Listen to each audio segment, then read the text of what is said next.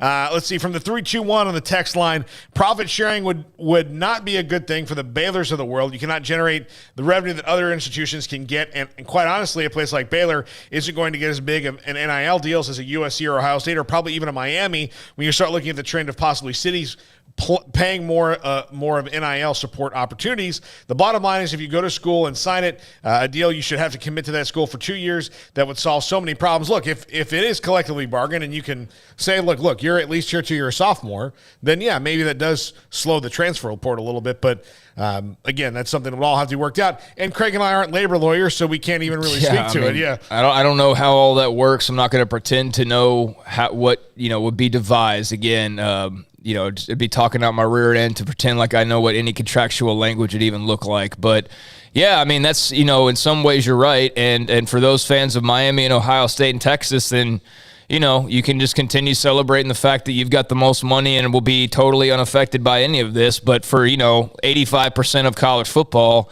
that's why there is the concern over NIL. The schools with the money don't see that, or they do and they don't give it, because it doesn't affect them if Baylor football doesn't exist anymore, or any number of programs go under the wayside or go to the side or go down a level and aren't on the same level as they were at one point in time. I mean, those are all nightmare scenarios, but those are scenarios that I think certain schools do have to kick around, not necessarily in the next 1 to 2 years, but 10 years down the line. I mean, if it continues on the trajectory that it is, there's going to be a lot of schools that can't afford to do that. I think you're underestimating Baylor's money a little bit, but I know that it's not the level of Texas and Ohio State, but don't think for a second they can't find some if they need some, and they'd be better off than a TCU, for example.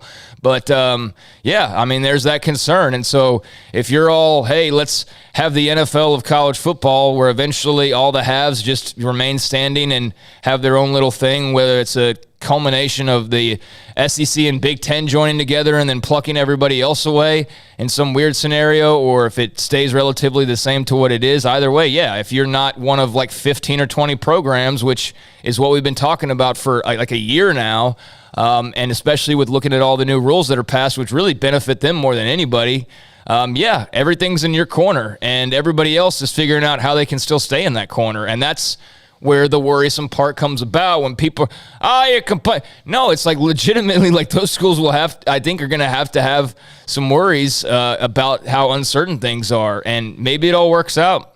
Maybe it just changes into something different. None of us know. No reporter that we can talk to knows. I don't even think any commissioner really knows right now what that's going to look like in 5 or 10 years. Yeah, and there's a couple things I want to get to on Lane Kiffin, but just to kind of compare Baylor to Miami, Baylor has a lot of money that people don't know about, and part of it is just it's different institutions. Look, Miami is all about, being like, if you ever went to a game in the old Orange Bowl when they were really good, they're all about being brash and all that, and they were the bad boys of things.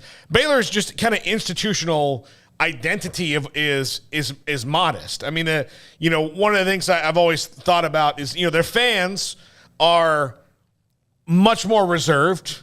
Yeah. Than most other fans. Like they don't go over the edge. Look, there's the T-Rexes and gold guys of the world that would fit in any fan base as being kind of nuts. But and I say that in a loving way. But for the most part, Baylor fans and get knocked because they are more reserved, and that's kind of just the institutional attitude. Look, to give you an example of one of their donors, McLean Stadium. Dre McLean has his name on the stadium. When he initially made the donation, he said, name it something else. And they're like, what are you talking about, name it something else? It's your money that got us here. We have to name it after you. So that's just kind of the different thing is where, Miami has a guy like John Ruiz tweeting about NIL deals. It's just a little different. It's not, one's not, I'm not trying to advocate for one or the other. It's just different. But back to Lane Kiffin for a second. I wonder how many other coaches will eventually follow suit and say, yeah, might as well be that way. Lane is very good about dealing with the eventualities of things. He's kind of the opposite of Dabo Swinney, because Dabo Swinney will say, well, this stuff isn't going to work, but he's not kind of providing any alternatives. He just doesn't like the way it's going. And he's a brilliant football coach and done an excellent job at Clemson, but he is old-fashioned, and he doesn't he doesn't want to see things change because he's a bit of a control freak, and for better or for worse. And when things you can't control happen to control freaks, then they kind of freak out, but they don't usually provide an alternative solution. Right. So that's what I would say would be different. And that's why, Lane is always going to kind of be that guy who says those things. But I wonder who else comes out and goes, well, we might as well. It's not my favorite thing, but we might as well. Yeah, I mean, I think what Lane Kiffin said was that he's always said that players should get paid, and he still feels that players should get paid. And if you look around, it's a professional sport, and he's just saying, yeah, it's a professional sport. And that's a headline, is that, basically just acknowledging what everybody already knows, is that college football is a professional sport. He doesn't have any answers, really. I mean, nothing different than we've heard from maybe some others that have chimed in. I think the interesting part is him bringing up the fact that, it can mess with team chemistry, that, in the NFL they have rookie contracts, so rookies don't make as much money as veterans make. And you clear the way for any sort of internal issues by at least having some sort of a structure. And so I think he feels like if you're a professional sport, you should behave like a professional sport. And he talks about the rumors that, guys are making $6 to $8 million without having to do anything, and what kind of a problem that can create in a locker room. I mean, if you're Hendon Hooker at Tennessee right now, and this hotshot kid comes walking in next year, he's apparently making $6 to $8 million already, and you just led them to 9 or 10 wins in a bowl game. But here's this kid, and he's making millions of dollars, and you're making whatever you are making, probably not that. Do you see how that could create a problem in the locker room? I could see how that could create a problem in the locker room, and so that's kind of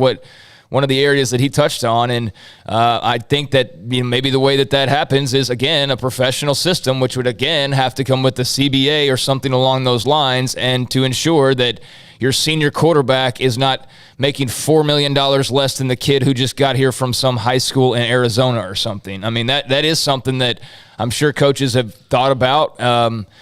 To what extent, I don't know, but that was one thing that he brought up that was, interesting to think about. Well, and it's kind of interesting if you compare it to the NFL. The NFL got kind of fed up with the draft picks getting, Sam Bradford got $50 million before he ever took a snap. Mm-hmm. And good for Sam. He didn't have to work a day for the rest of his life before he even played a snap in the NFL. But if I was, say a guy in my fourth year going into a contract year knowing I wasn't going to get that much because I happened to play my way up from the fourth round, then I'd be pissed. So the NFL flipped it. They have a rookie wage scale, and now we don't really have rookie holdouts anymore. It's all reserved for the veterans, and has simplified that process at least a little bit. So it's kind of the same thing there, although, when it's NIL is not really a salary, it's just some booster making sure some guy got here. So. Which is why he feels there should be a cap. And again, the only way to do that is to do a CBA of some sort, and so or an agreement, or basically just say that it's professional. So yeah, I mean, that's one of the things that he pointed out was,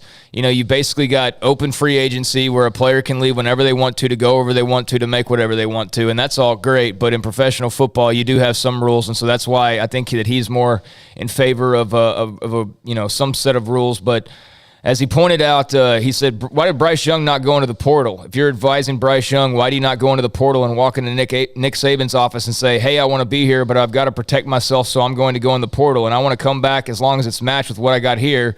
He would make 10 times what he would have made. How's that not going to happen all the time? It should. It will. And he's right. Bryce Young could have done that. It would have been a super crappy thing to do character-wise, but he could have. He could have walked into Nick Saban's office and said, hey, I know you guys are paying me $1 million plus, but I'm going to go throw my name in the transfer portal, get Tennessee and Auburn and all these other schools to offer me whatever they can offer me, and then I'll come back to you and say, hey, Tennessee offered me $5 million, Auburn offered me $6 million. You want to settle it somewhere in the middle? I mean, what's stopping that right now? Yeah. What's stopping that? Nothing. Absolutely nothing. And so he's actually pointing out, like, yeah, Bryce Young could have gone in the transfer portal and tripled his money potentially, or at least doubled it, or something along those lines. And so that's a good point. I've never thought about that type of a scenario, but that makes sense. And that's why, as he said in that piece, if he could make any changes, it would be a salary cap of some sort. So, we'll see. Well, it took everybody else 40 years to get to a salary cap because nobody wanted it. So it's much easier said than done. We'll take a break right here. When we come back,